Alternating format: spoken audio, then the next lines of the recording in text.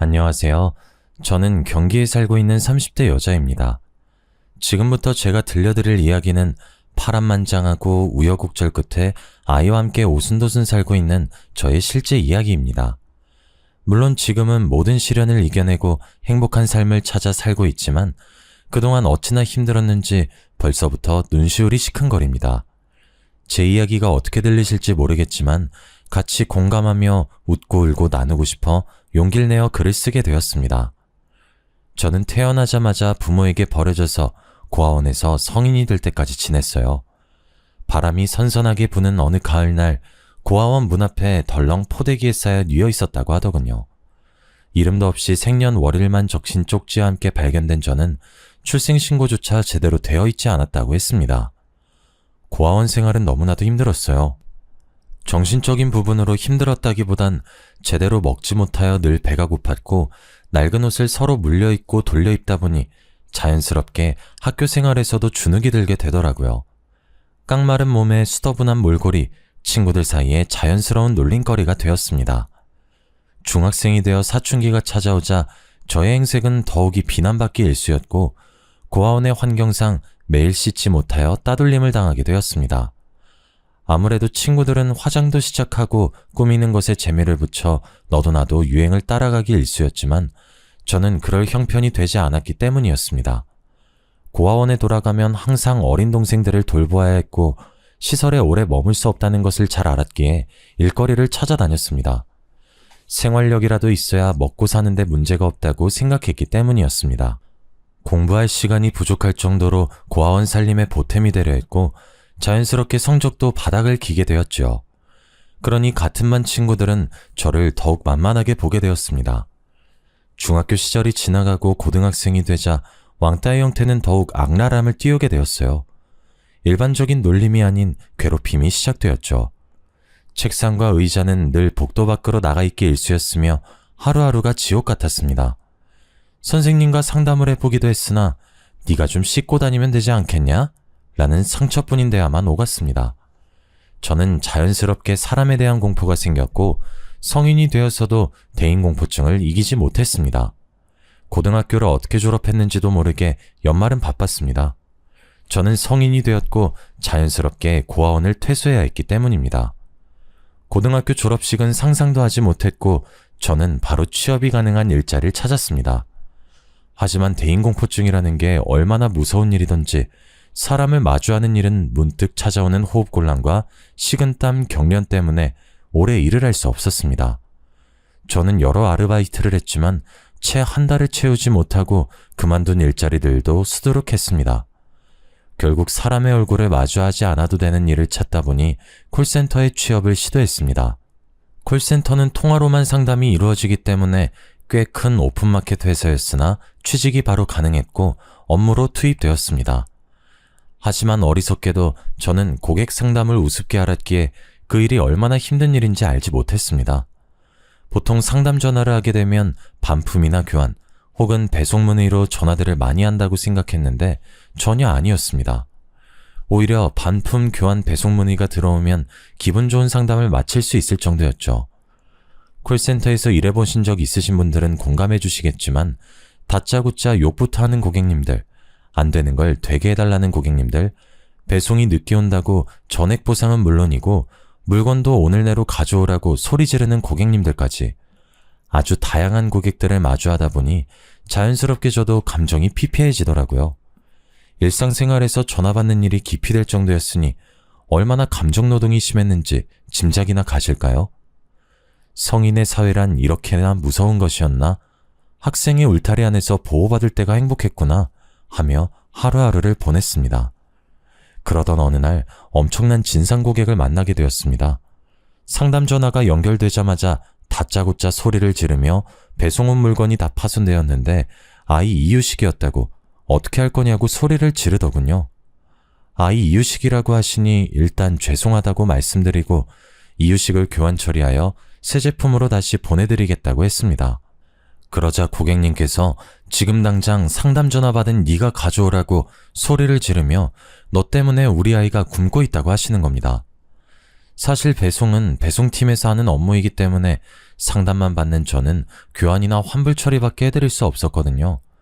기계적인 답변이 오가자 고객님께서 기분이 나쁘다고 하시면서 배운 것 없이 멍청하게 살았으니 콜센터 직원이나 하고 있지 않냐면서 파손된 제품 때문에 더러워진 복도도 당장 와서 청소하고 가라고 하더군요.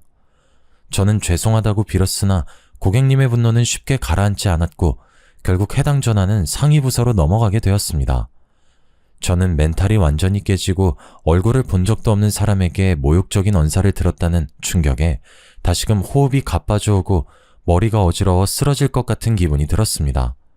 10분 쉬겠다고 말씀드리고 자리에서 일어나 건물 밖으로 나가려는데 머리가 핑 돌면서 무게중심이 쏠리더군요. 이대로 넘어지겠다 싶은 순간 저를 잡아준 한 사람이 있었습니다. 괜찮으세요? 정말 감사합니다. 하마터면 크게 다칠 뻔했네요. 괜찮아요. 저를 걱정스럽게 바라보는 눈빛에 슬쩍 볼이 붉어졌습니다. 어디 다친 것도 아니고 다치기 전에 붙잡아주기까지 했는데 처음 보는 사람이 이렇게 나의 안위를 걱정해주다니.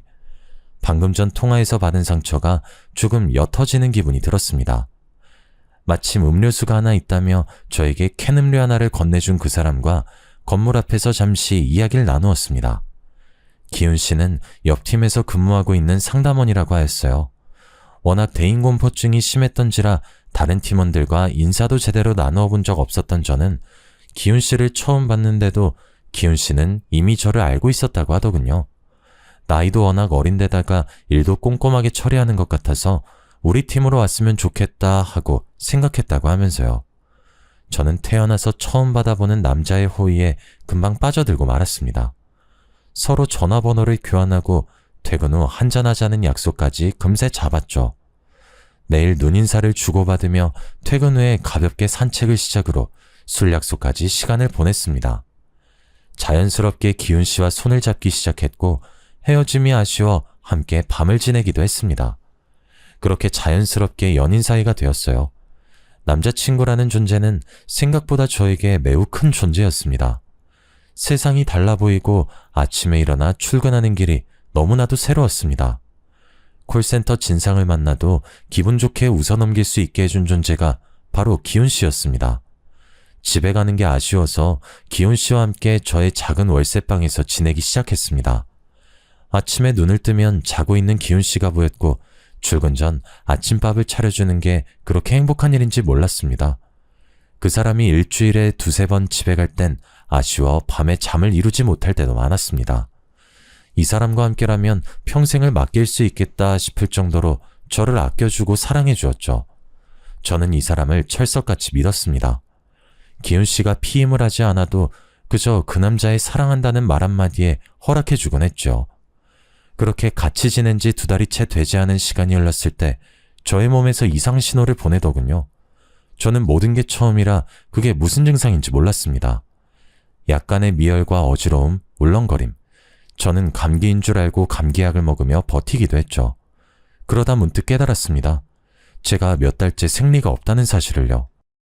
사춘기 시절 제대로 먹지 못한 탓에 생리불순이 조금 있긴 했지만 이렇게 3-4개월 동안 생리가 끊어진 적은 없었습니다. 그러고 보니 아랫배가 조금 튀어나온 것 같았고 배꼽 밑으로 길게 선이 올라오는 것이 보였습니다. 저는 놀라서 회사를 조퇴하고 회사 근처에 있는 가장 가까운 산부인과로 달려갔습니다. 임신 테스트기를 해보셨냐는 말에 아니요, 안 해봤는데 임신 같아서요 라고 말을 하고 초조하게 제 이름이 불려지길 기다렸습니다. 피를 뽑고 꽤 오랜 시간 기다리니 진료실에서 제 이름을 부르더군요. 의사 선생님께서 저를 빤히 쳐다보면서 말했습니다. 아직 나이도 어린데 결혼은 아직 안 했죠? 라고요. 저는 고개를 끄덕였습니다. 의사 선생님께서 작은 숨을 포옥 뱉으시고는 계획이 있었던 임신이냐고 묻길래 저는 고개를 푹 숙였습니다. 왠지 축복받지 못한 생명을 품은 기분이 들었기 때문입니다. 저는 임신 5개월 후기에 접어든 중기 임산부였습니다. 정말 둔했던 탓에 그리고 워낙 말랐던 탓에 배가 나온 것도 두드러지지 않았고 병원에서도 아기가 주수에 비해 매우 작다고 했습니다. 이미 주수가 24주에 가까워지고 있어 중절 수술도 힘들다고 했습니다. 나이가 고작 20살밖에 되지 않았기 때문에 불법으로 시행하는 곳을 가면 수술을 할 수 있을지 모른다고 했지만 이 정도 주수가 되었으면 출산이나 다름없다고 했습니다. 아이 아빠는 알고 있느냐 물으시길래 고개를 절레절레 저었습니다. 일단 상의하고 오는 게 맞는 것 같다고 하시며 저에게 수술을 하려면 지방에 있는 병원을 찾아가야 된다고 하셨어요. 저는 일단 의사 선생님의 말씀대로 그날 저녁 기훈 씨가 집으로 돌아왔을 때 말을 했습니다. 기훈 씨, 나 할 말이 있는데 오늘 조퇴하고 병원에 갔다더니 몸은 괜찮아? 어디 아픈 거야? 쉬어야 하지 않겠어? 나 사실 임신했대요. 이거 우리 애기 초음파 사진이야. 벌써 23주나 됐다네? 임신을 했다고? 기훈 씨의 표정이 오묘하게 바뀌는 것을 보고 저는 일이 단단히 틀어졌다는 생각이 들었습니다. 사귀는 동안 단 한 번도 보지 못했던 화를 꾹 참는 듯한 차가운 얼굴을 보았거든요. 임신한 게 무슨 잘못인가 싶어 기훈 씨의 눈치를 봤지만 그 다음 그가 뱉은 말은 충격적이었습니다. 내 아이가 맞아? 확실해? 뭔가 착각한 거 아니야? 그게 무슨 소리야. 그럼 기훈 씨 말고 또 누가 있어요? 지금 나를 의심하는 거예요?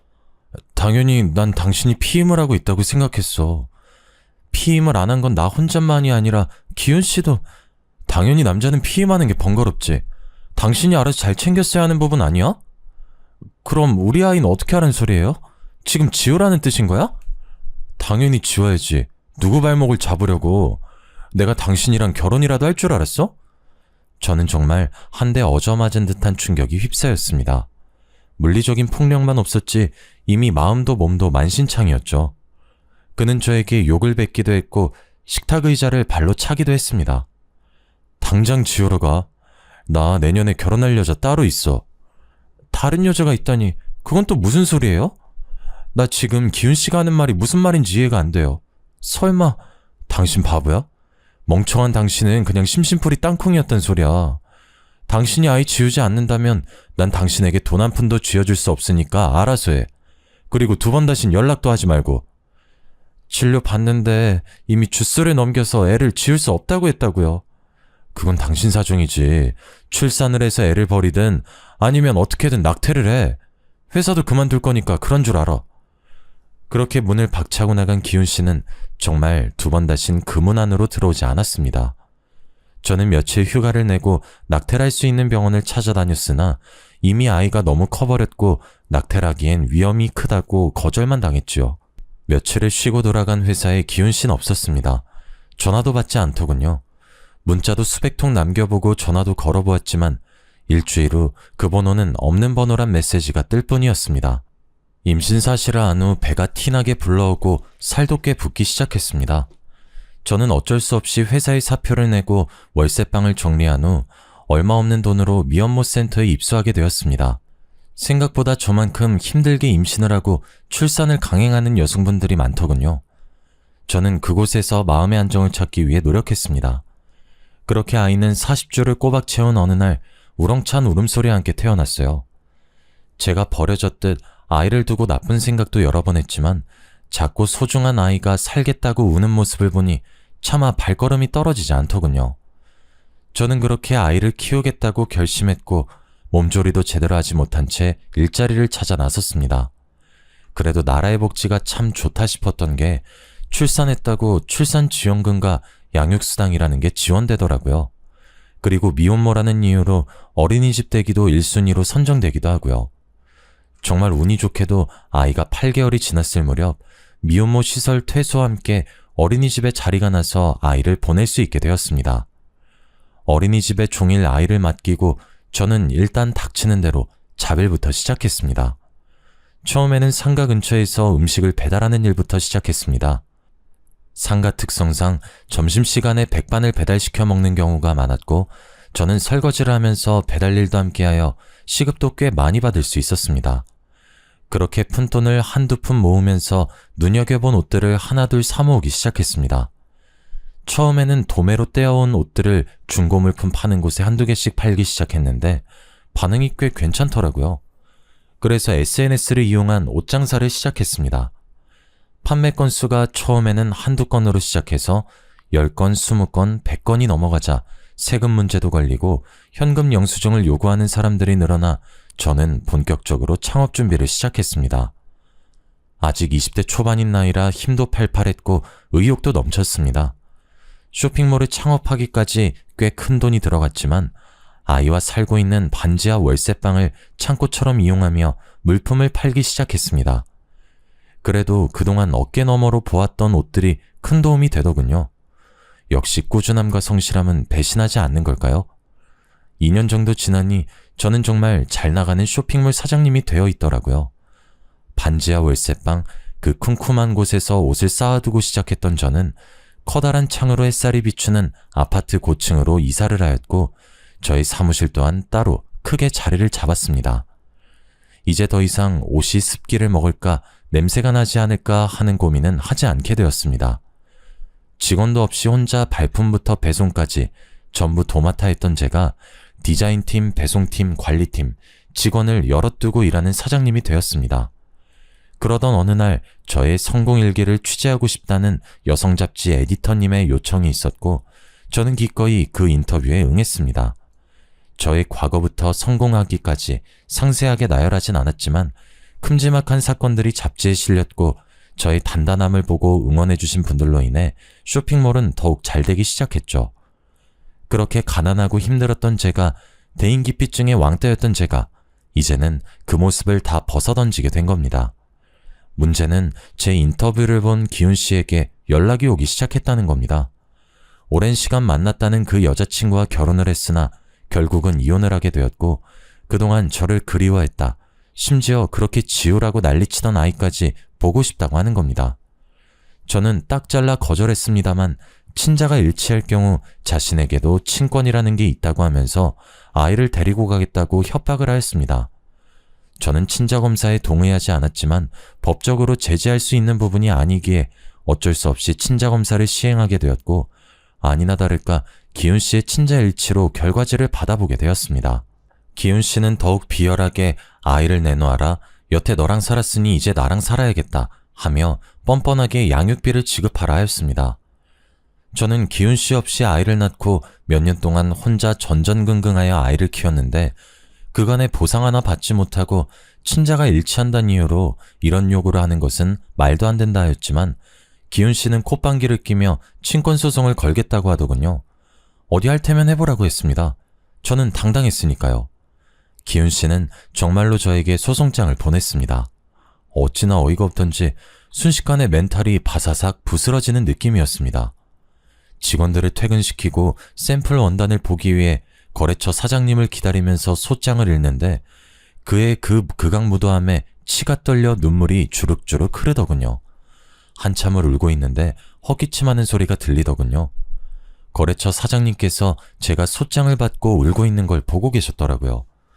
무슨 일 있으시냐고 물어보시는데 저도 모르게 오열하고 말았습니다.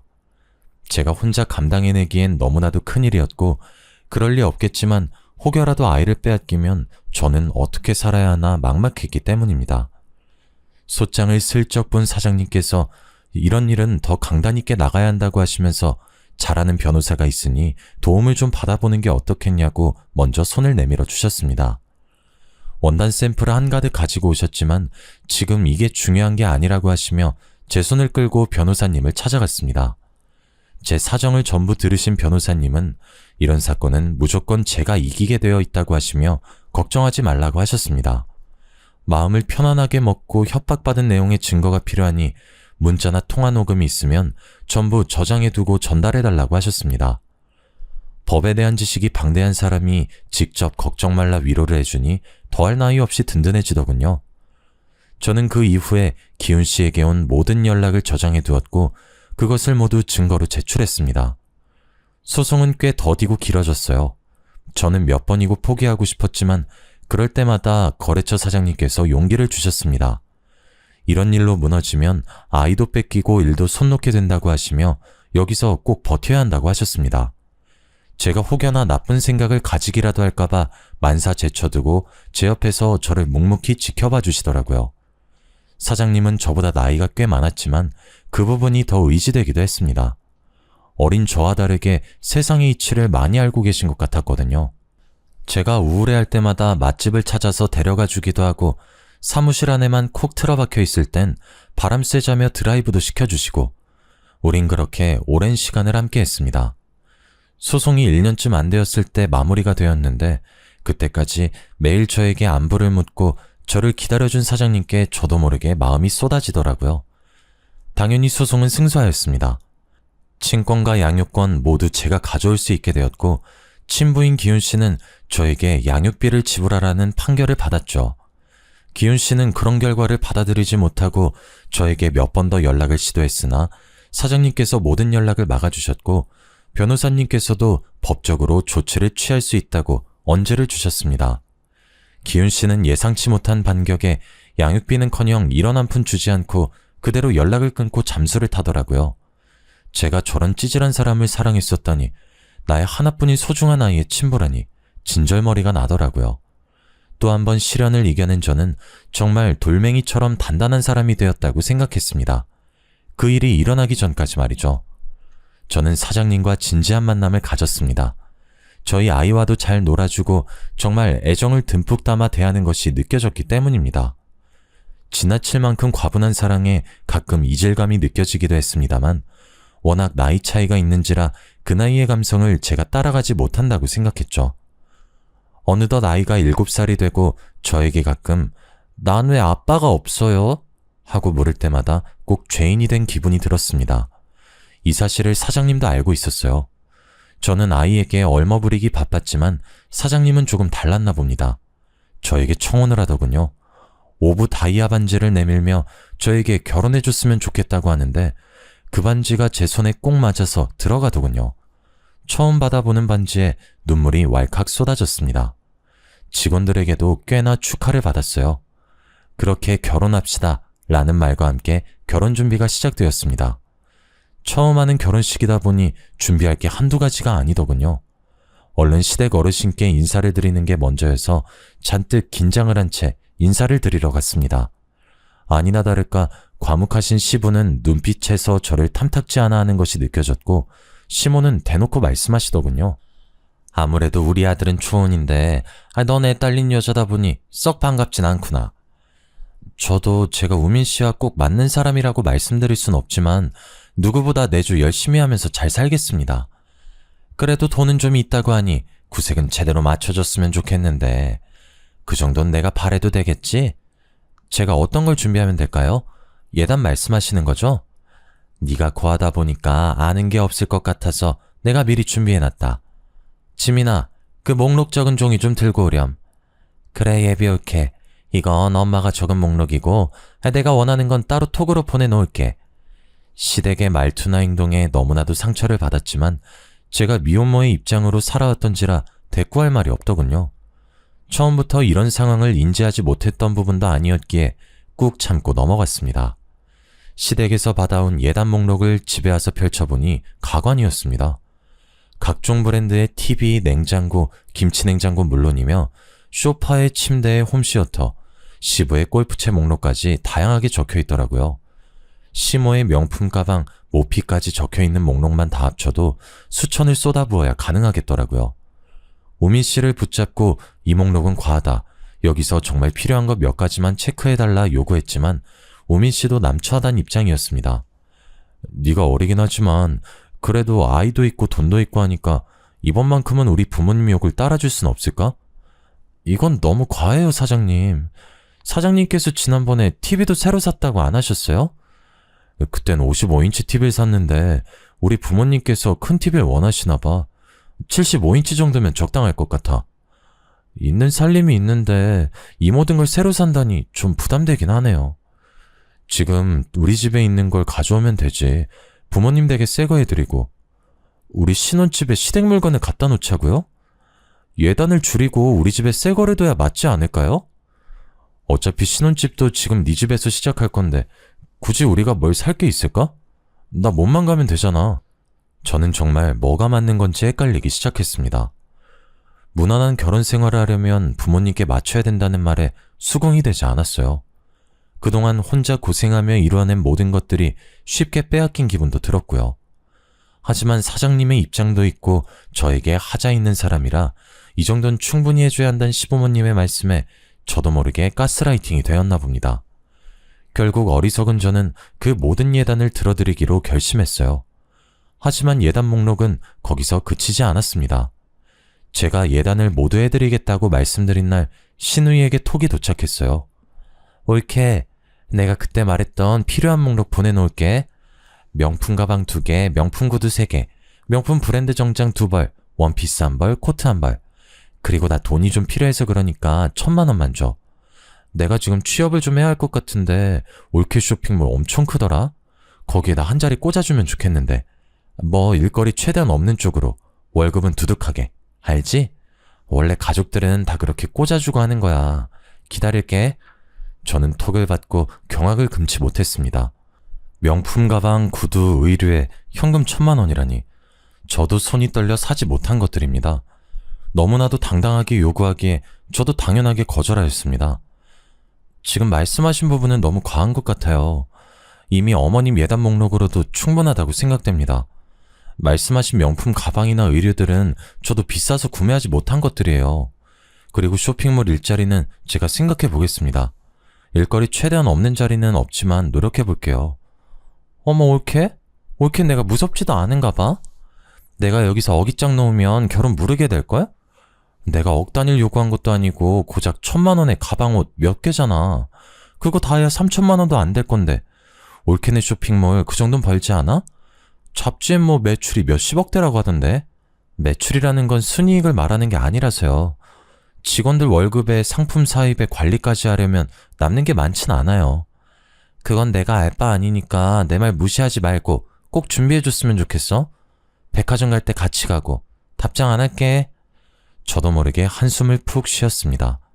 직원들 중 하나가 사장님 프로포즈 받고 얼굴에 수심이 깊어지는 것 같다고 하며 걱정까지 하더군요. 직원들의 사기를 꺾는 것 같아 오히려 미안한 마음이 들었습니다. 다 같이 잘해보자 커피 한 잔씩 돌리고 걱정하지 말라고 당부하며 우민 씨에게 전화를 걸었습니다.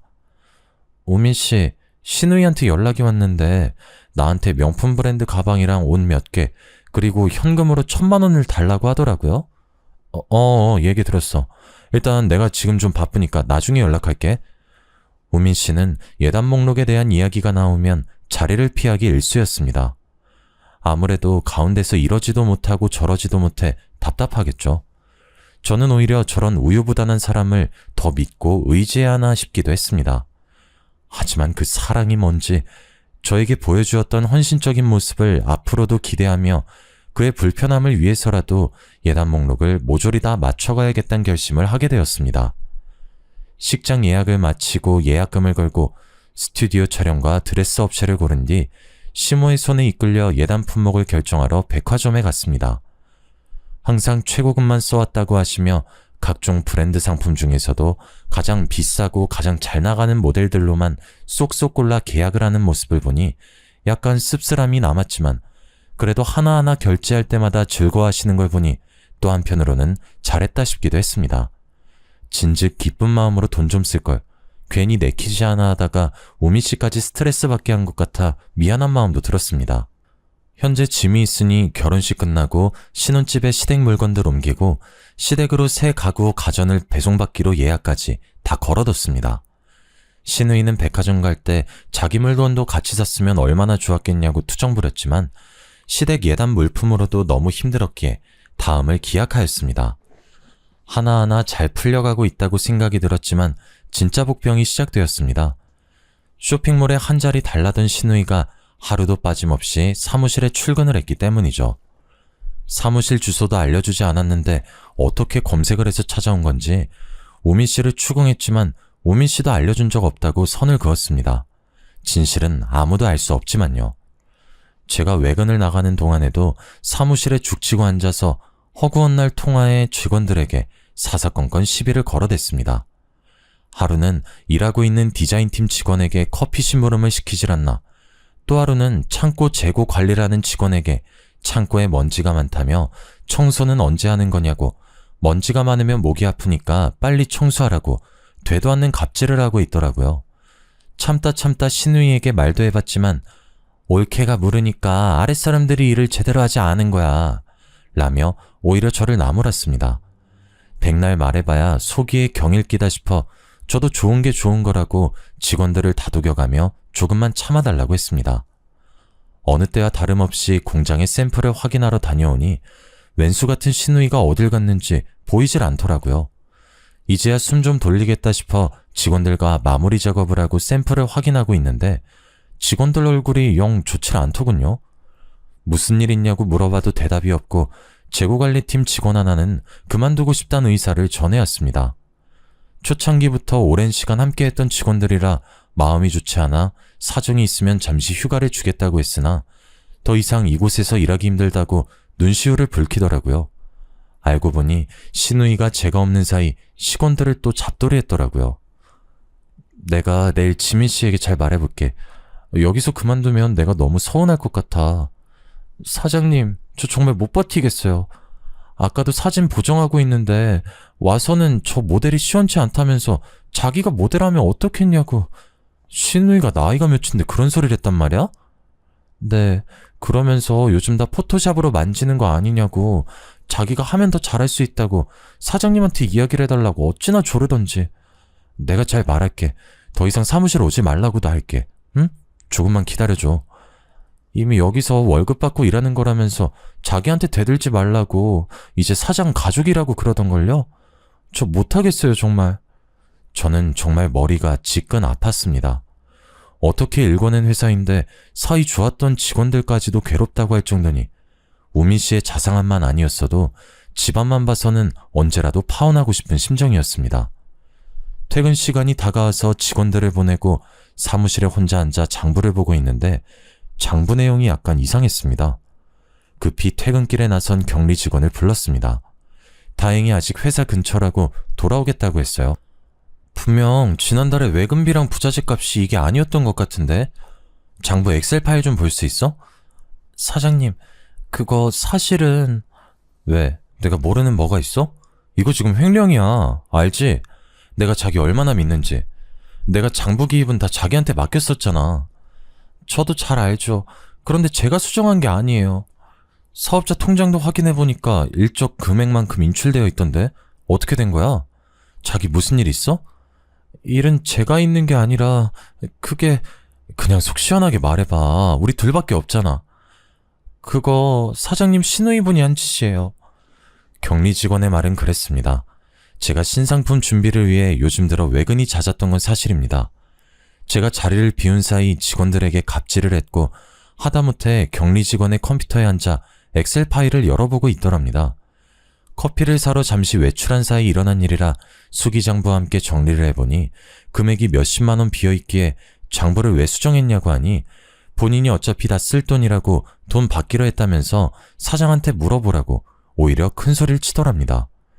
그러면서 중간에 오해가 생겨 사장이 파혼이라도 하면 다 네 탓이라고 소리를 지르고 조용히 넘어가길 원하면 앞으로 종종 수정해달라고 했답니다. 그렇게 중간에서 횡령한 돈이 700만 원을 넘기고 있었더라고요. 물론 중간중간 통장 확인과 장부 확인을 하지 않은 저도 문제라면 문제지만 항상 오차 없이 일처리를 했던 격리 직원을 믿고 있었고 시누이가 감히 사업자 통장까지 손댈 거라고는 생각도 못했었기 때문에 몰랐던 겁니다. 혹시라도 제가 파혼이라도 당할까 격리 직원은 속을 끙끙 앓았더군요. 제가 너무 화가 나서 몸을 부르르 떨자 직원이 입을 열었습니다. 사장님, 결혼 꼭 하셔야겠죠? 왜? 이거 말고 다른 일이 있어?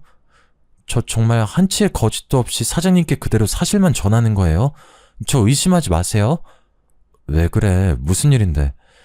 사실 요즘 사장님 외근 나가실 때마다 그 시누이분께서 회의실에서 자꾸 전화를 하시더라고요. 누군진 모르겠지만 친구 같기도 하고. 근데 통화 내용이 사장님도 아셔야 할 것 같아서요. 제가 엿들으려고 들은 건 아니었는데요. 뭔데 그래? 그분 말대로라면 남동생이 정말 제대로 호구 하나 물어왔다고 쇼핑몰 명의도 곧 자기 명의로 바꿀 거라고 하시면서 굳이 필요도 없는 가전제품이며 가구며 집 인테리어까지 싹 바꿀 거라고 하셨어요. 아니, 정말이야? 그동안 내가 어떻게 해줬는데 이런 식으로. 그리고 어차피 가족으로 생각도 안 하는 버러지라면서 고아 출신이라 가족이라는 이름만 붙으면 다 진짠 줄 안다고 막말하더라고요. 조만간 건물도 하나 사달라고 해서 카페도 차릴 예정이니까 카페 차리면 와서 알바 좀 하라고. 심지어 사장님이 월급도 다 내줄 거라고 하면서 말하셨어요. 아니 잠깐만, 나 머리가 너무 아파서. 사장님, 제가 정말 오랜 시간 사장님과 함께 했고 친언니 같아서 하는 말이에요. 정말 저 집안 사람들 순 사기꾼 같아요. 제발 파혼하셔요. 지금 나한테 한 말 전부 다 사실이고 혹시라도 싸움이라도 생기면 증언해줄 수 있어? 당연하죠. 제가 혹시 몰라서 회의실 CCTV도 저장해뒀어요. 소리가 워낙 작게 녹음되긴 했지만 무슨 말인진 알아들을 수 있어요. 정말 너무 고맙다. 이 은혜를 내가 어떻게 갚아야 할지. 사장님만 행복하시면 돼요. 어서 빨리 저 썩은 집안에서 탈출하시길 바랄게요. 저는 격리 직원에게 CCTV 영상이 담긴 USB를 받았습니다. 그간 횡령해간 증거가 담긴 장부 원부 또한 들어있었습니다.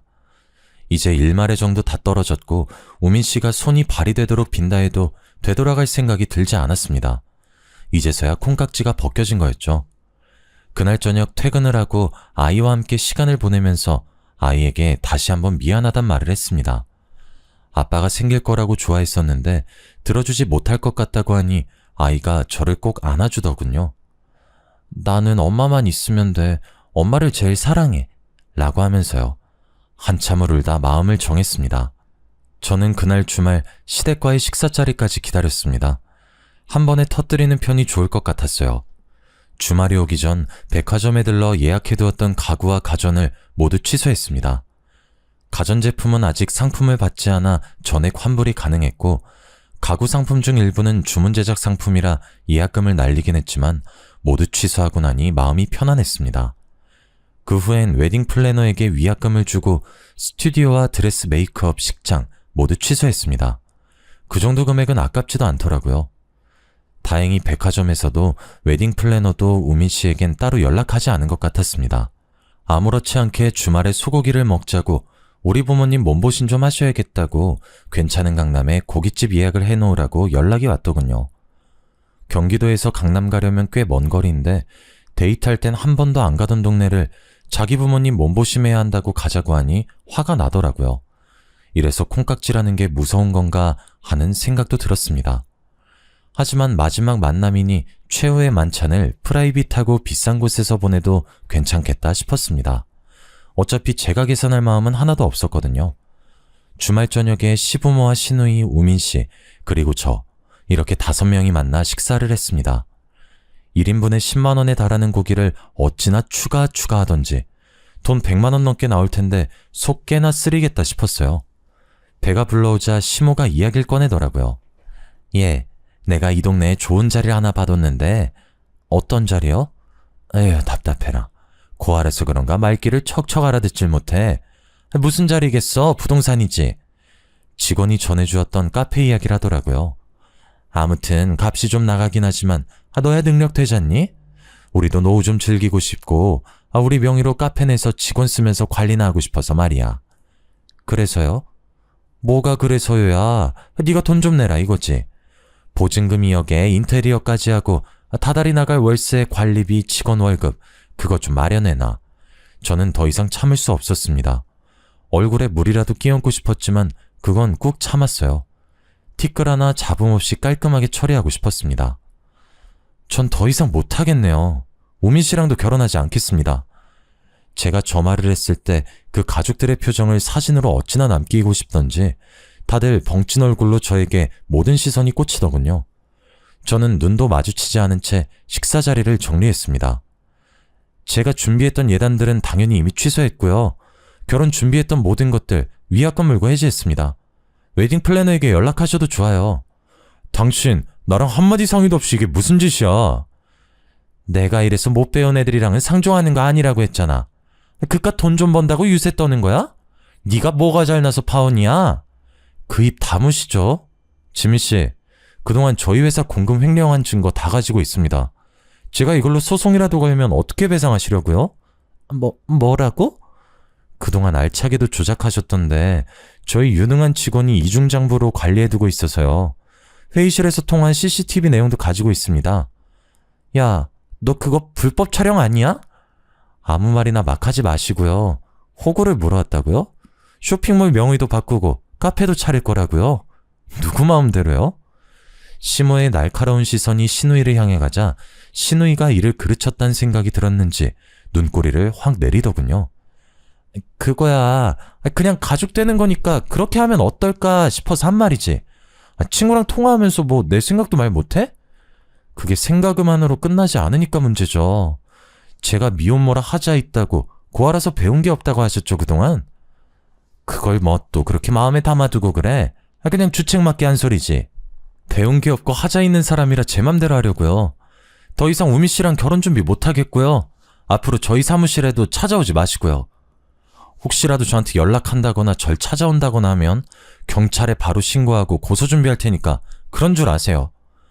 그 가족들 모두 아무 말도 못하고 우물쭈물해 있는 사이 저는 가방을 들고 일어섰습니다. 제가 파혼하는 마당에 계산까지 해야 할까요? 제가 먹은 건 별로 없지만 잘 먹었습니다. 그렇게 저는 뒤도 돌아보지 않고 그 자리를 박차고 나왔습니다. 속으로 어찌나 통쾌하던지 얼른 집에 가서 아이랑 치킨이나 시켜 먹어야겠다고 생각했습니다. 집에 도착해서 치킨을 주문하고 아이랑 같이 기다리고 있는데 벨이 띵동 울리더군요. 치킨인 줄 알고 문을 열었더니 우민 씨가 있었습니다. 분명 찾아오지 말라고 경고했는데 우민 씨는 이 상황이 도리어 화가 나는지 저에게 다짜고짜 소리를 지르더군요. 저도 지지 않고 맞서 싸웠습니다. 아이 앞에서 할 행동은 아니지만 저도 눈에 보이는 게 없었거든요. 세상 물정 모른 거 걷어줬더니 이게 무슨 짓거리야? 우민 씨가 뭘 모르는 거지. 내가 왜 10살이나 많은 늙은이한테 시집 가면서 재물까지 갖다 바쳐야 돼? 뭐가 어째? 내가 찾아오면 경찰에 신고한다고 했지. 찾아오지 마. 너만 신고하는 게 아니라 니네 누나도 횡령죄로 깜빵살이 시킬 거니까. 알았어? 이게 오냐오냐 하니까 누가 누굴 오냐오냐 해. 당신이 나 호구라고 하고 다닌 거, 돈 때문에 나한테 들러붙은 거 이미 다 알고 있어. 사기 결혼으로 모든 위약금부터 스토킹 신고까지 당하고 싶지 않으면 당장 꺼져. 저는 그대로 문을 쾅 닫았습니다. 두어 번 벨을 더 누르는 소리가 들리고 문을 쾅쾅 두드리는 소리까지 났지만 제가 받아주지 않으니 집으로 돌아간 것 같았습니다. 다음날 출근을 하여 직원들에게 그동안 있었던 일에 대해 솔직하게 말하고 진심으로 사과했습니다. 그만두겠다는 직원은 엉엉 울면서 좋지 않은 소식이면서도 너무 좋은 소식이라고 그 나쁜 인간들 천벌받을 거라고 그러더라고요. 격리 직원은 아침부터 편의점에 가서 혹시 찾아올지도 모르니까 다 같이 소금이나 뿌리자고 소금 한 봉지를 사왔더라고요.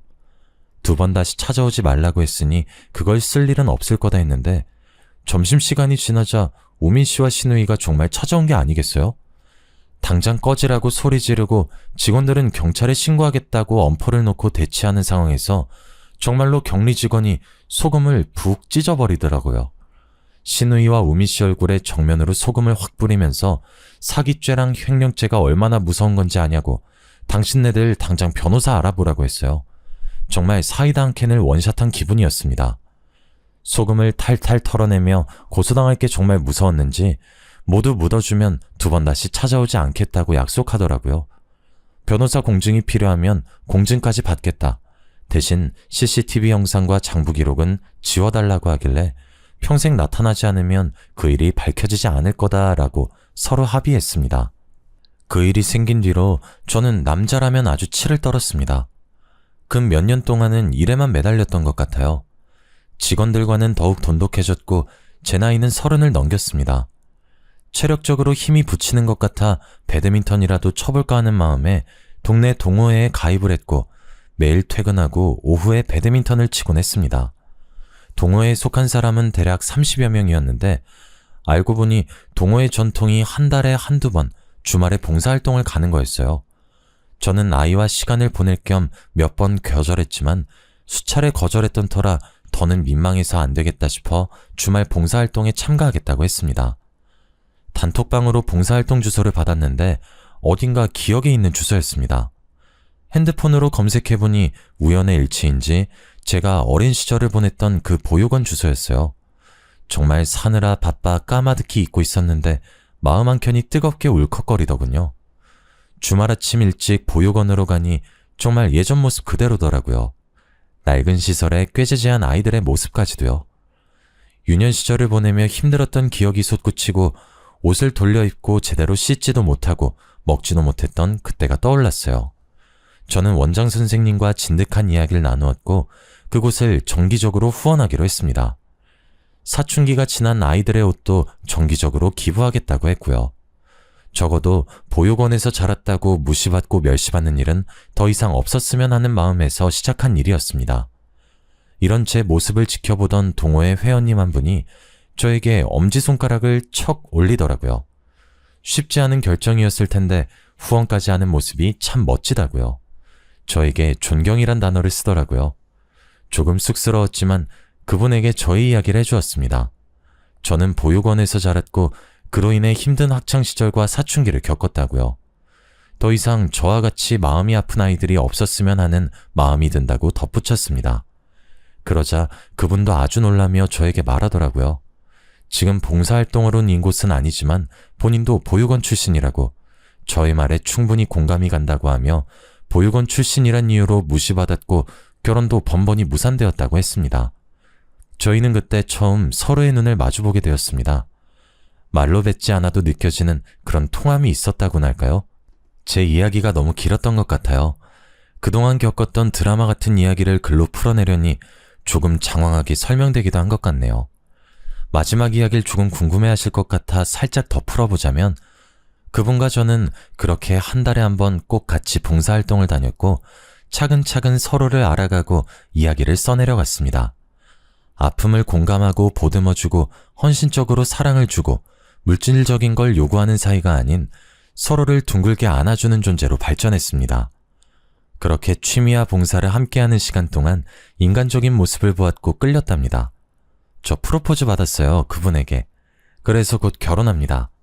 서로 주고받을 시댁 친정도 없고 나의 아이를 마음으로 품어준 그 사람과 미래를 함께 멋지게 그려보려고 합니다. 시련을 겪고 아픔을 딛고 일어나서 내 삶을 찾다 보니 결국 이렇게 운명의 반쪽을 만나게 되네요. 우리 모두 지금의 아픔을 잘 이겨내어 행복한 삶을 살았으면 좋겠습니다. 긴 글 읽어주셔서 감사합니다.